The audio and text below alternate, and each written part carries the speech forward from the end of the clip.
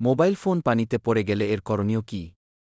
Mobile phone পানিতে পড়ে গেলে সর্বপ্রথম মোবাইল বন্ধ করে দিতে হবে। যদি মোবাইলের ব্যাটারি ঢালাই না হয়, যেমন বাটন ফোনের ব্যাটারি, সেক্ষেত্রে যত দ্রুত সম্ভব ব্যাটারি খুলে ফেলতে হবে। শুধু বাটন ফোন নয়, যেসব মোবাইলের ব্যাটারি খোলা যায় সে সব মোবাইলের ব্যাটারি খুলে ফেলতে হবে। ঢালাই ব্যাটারি হলে মোবাইল তাড়াতাড়ি বন্ধ করে দিতে হবে। তারপর যত তাড়াতাড়ি পারা যায় নিকটতম কোনো মোবাইল মেরামত এর দোকানে নিয়ে যেতে হবে। ভেতরে পানি ঢুকলে তা যাতে তাড়াতাড়ি পরিষ্কার করে দেয়। মোবাইল পানিতে পড়ে গেলে অনেকেই চাউলের ভেতর মোবাইল ঢুকিয়ে দেয় বা চুলার পাশে রেখে দেয়। এতে অনেকে মনে করে মোবাইল ঠিক হয়ে যাবে।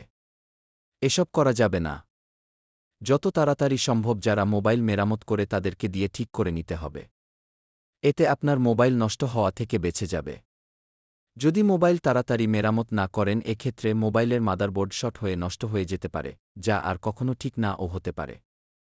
তাই মাথায় রাখবেন, যত তাড়াতাড়ি সম্ভব মোবাইল মেরামতকারীর কাছে নিয়ে মোবাইল ঠিক করে ফেলা।